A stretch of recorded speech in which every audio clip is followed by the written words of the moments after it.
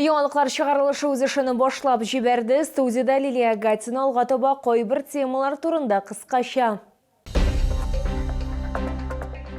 Ауруны иртә стадияда ошыкларга чалда пациентларына диспансерлаштыру дәвам итә.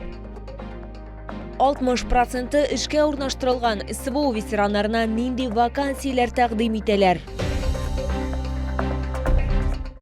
Ауруны иртә стадияда ошыкларга ул чагында дәвалану процессы нәтиҗәле булачак, тулысынча сауыгу мөмкинлеге дә зур булачак.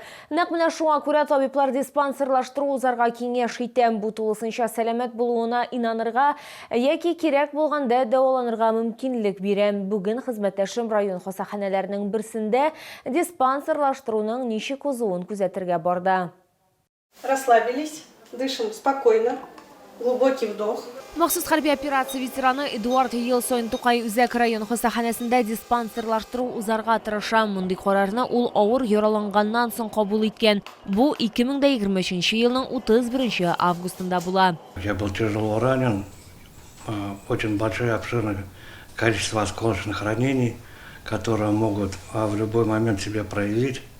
И потому необходимо ежегодно один раз диспансеризацию проходить, медосмотр проходить реабилитацию. Икенче махсус хәрби операция ветераны Александр элек диспансерлаштыруга әллә ни әһәмият бирмәгән, чөнки бер нәрсәдә борчылмаган. Алгысызлыкка ир-ат 2022 елда эләккән, минометтан ату вакытында яраланган. Хәзер Александр үзәк район хастаханәсенә сәламәтлеген тикшерү өчен килгән. Я так думаю, что все-таки возраст подошел и надо проверить свое здоровье.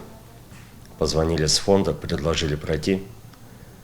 Процедура сама вся бесплатна. Ну и почему бы нет?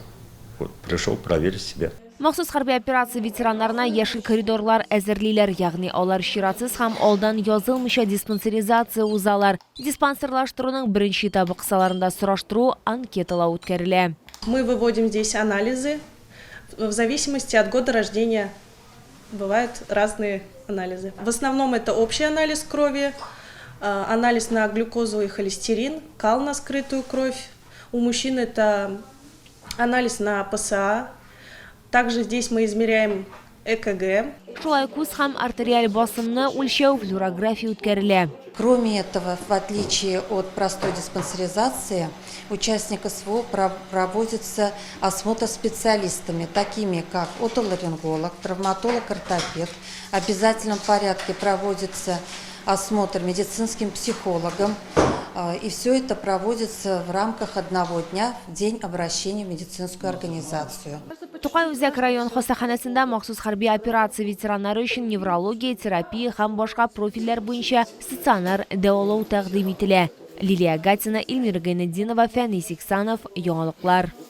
Әгәр сезне берәр проблема яки шатлыклы хәбәр җиткерәсегез килсә, безнең WhatsApp хезмәтенә мөрәҗәгать итегез. Фотосурәтләрегезне һәм видеоларыгызны 8939 311 31 31 телефоны буенча көтеп калабыз.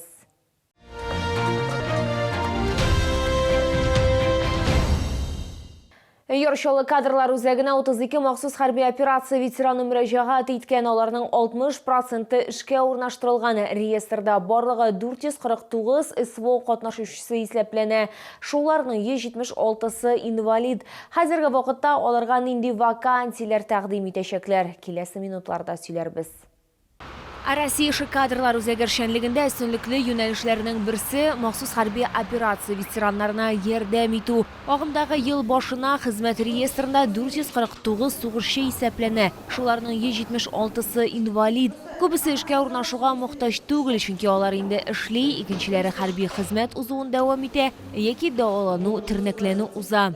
Участники специальной военной операции были трудоустроены на такие предприятия, как публичное акционерное общество КАМАЗ, БРИЗ, особая экономическая зона промышленно-производственного типа Алабуга, Набережно-Челнинский трубный завод и другие предприятия по профессиям контролера, автоматчик, оператор автоматических, полуавтоматических линий, станков и установок и по другим специальностям. Моннан тыш эш бирүчеләр эш урынының җиһазландыру яки кандидатның сәламәтлеге үзенчәлекләренә яраклаштыру өчен 200 мең сумга кадәр компенсация алырга мөмкин. ителгән. Агымдагы ел башыннан мөрәҗәгатьләр саны арткан, эш эзләүдә ярдәм сорап 11 кеше мөрәҗәгать иткән. Махсус хәрби операция ветераннарын һөнәри укыту һәм һөнәри юнәлеш бирү тагын бер мөһим элемент булып тора. 11 ветеранов завершили обучение по профессиям водитель-погрузчика, водитель автобуса, водитель грузового транспорта. Один из программист-наладчик станков импуляторов программного управления, инспектор по кадрам, оператор наземных средств управления беспилотным летательным аппаратом. Шәһәр мэры Наил Магдиев махсус операция ветераннарын эшкә урнаштыру мәсьәләләрен индивидуаль хәл итүләрен таләп итте.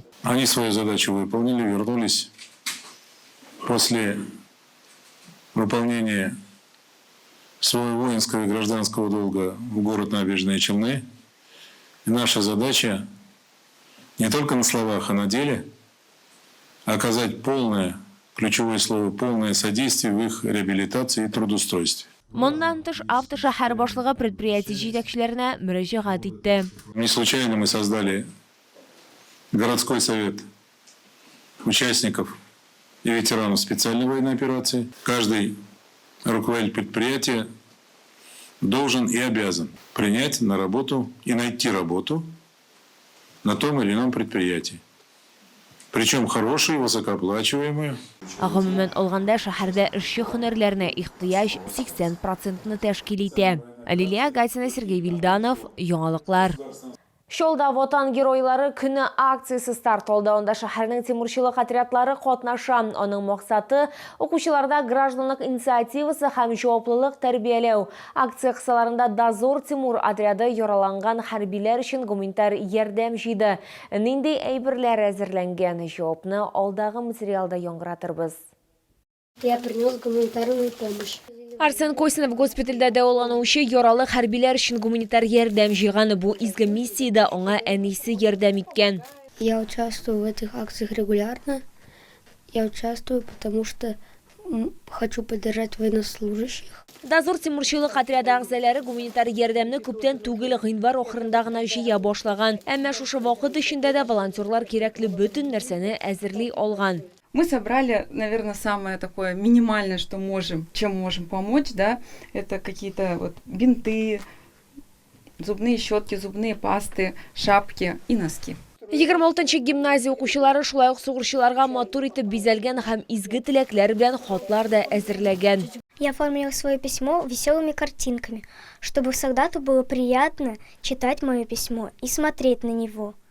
Я написала туда, конечно же, чтобы он поскорее выздоровел и чтобы он вернулся к своей семье живым и здоровым.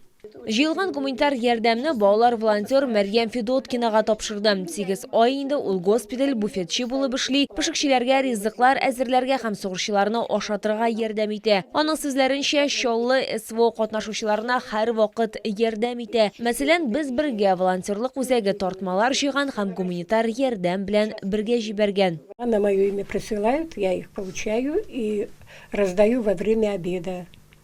И отсылаю вот девочкам видеоотчет, что я именно вручил. Есть вот это видео.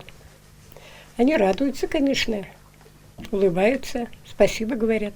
Тимурчылар хәрбиләр өчен барлыгы 34 пакет җыйганнар. Шулай ук Мәрьям Федоткина апасы пешергән сугышчыларның яраткан милли сыйларының берсе чәк-чәктә алып барачак. Лилия Гатина, Лейсән Габдрашитова, Тахир Бикметов, Яңалыклар. Бу сезгә җиткерәсе соңгы мәгълүматыбыз иде. Мин Лилия Гатина, сезнең белән сау булашам. Исән имин булагыз.